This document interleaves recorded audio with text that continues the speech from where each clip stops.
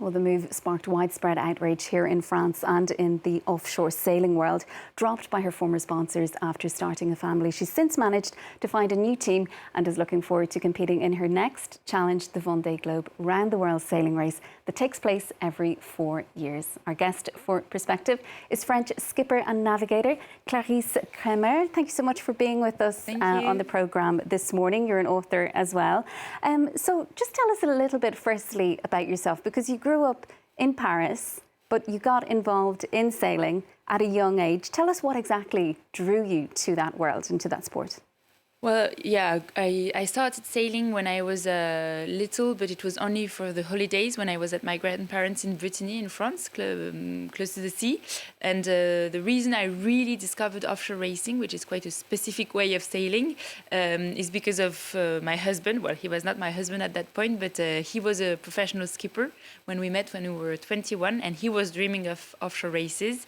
And I started supporting him in his races, and after 4 years of supporting him, I started dreaming about it as well, and wanted to do the same kind of races. So it's really because of him, or thanks to him. It depends on the opinion. And thanks to your own hard work, of course, because it takes an awful lot to make it into the Vendée Globe. Tell us a little bit about that race for people who perhaps would not be too familiar with this. So the Vendée Globe is we basically race around the world. It's pretty simple. We start in France and we arrive in France. It took me almost 3 months, 87 days was the last time.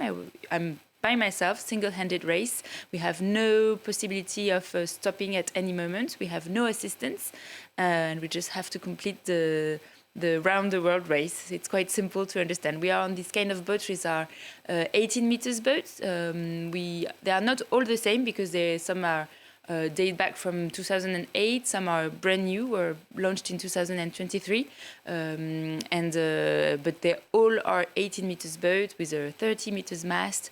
It's quite easy to understand. Very modestly, you're not referring to the fact that you broke the world record as well, soloing around the world.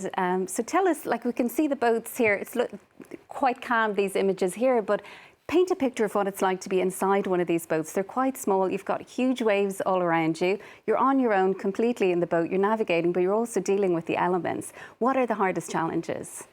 There are many challenges.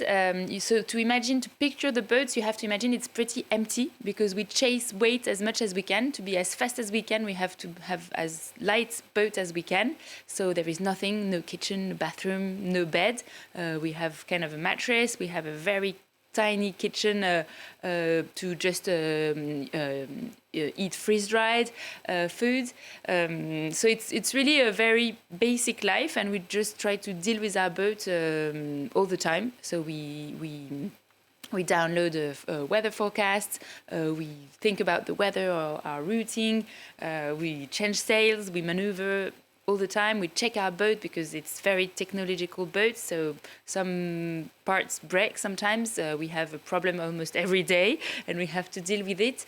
And for me, the hardest challenge is the lack of sleep, because as you're by yourself on the boat, there is no one to look after your boat when you go to sleep. So you can't sleep for a whole night. You sleep by a little period of time. So in a Vendée Globe, a 3 months race, it's usually an hour or 2 hours naps that you take, as many as you can in 24 hours, but sometimes not so many, you really end up very, very tired, because it's quite an effort to be on this kind of boats, and at the same time you're not sleeping so much, and it's kind of sometimes it's a bit of a psychological torture to be on this kind of boats, because there are so many uncertainties, so many things to deal with, but at the same time it's super beautiful. They are amazing boats that go quite fast, and it's an amazing challenge. And you've painted that picture in this book that you've published in January. Now, it's in comic form, as we would use the word in English. That doesn't quite capture exactly what this book is. So talk to us about why you wanted to publish it in that way. J'y vais, mais j'ai peur. Yeah, so I go for it, but I'm a bit scared. That's the title of the book.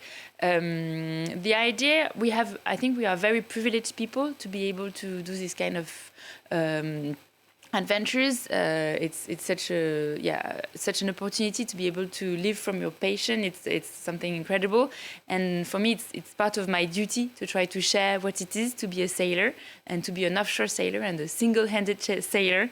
So that's the aim of this book, is to make it as easy to understand as possible, to imagine, to picture what it is to sail around the world for 87 days.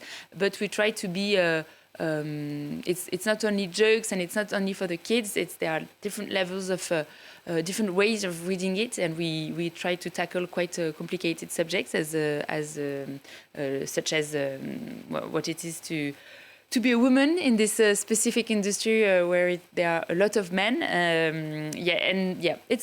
It's a never-ending challenge to try to make people understand and imagine what it is to live 87 days on such a boat.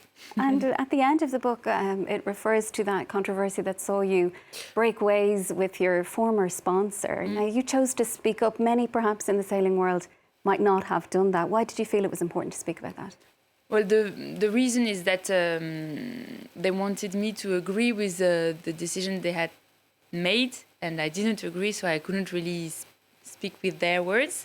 They decided I represented a risk they didn't want to take because of my pregnancy, and I was not agreeing with that. So I just, I'm this kind of person who dreads conflict. I was until that moment, I was always trying to make things better, to not speak too loudly, to be quite calm. And I decided that was the end of that. Like I needed to speak my mind and to tell what I thought, and that was the beginning of it. That was not always easy because it's a small world, the sailing industry, and it's not always easy to not agree with everyone. But I'm proud I did it, even if it was a bit tiring to do it. And now you're preparing for your second Vendée Globe. Are you expecting it to be easier this time? No, it's probably not going to be easier, but I don't have the same fears. I have it's a sport in which the more experience you have, the easier it gets. Because you have more experience, then you allow yourself to have bigger goals. So it gets a bit stressful again. That's exactly what I'm going through. I have my boat now is faster than the previous one.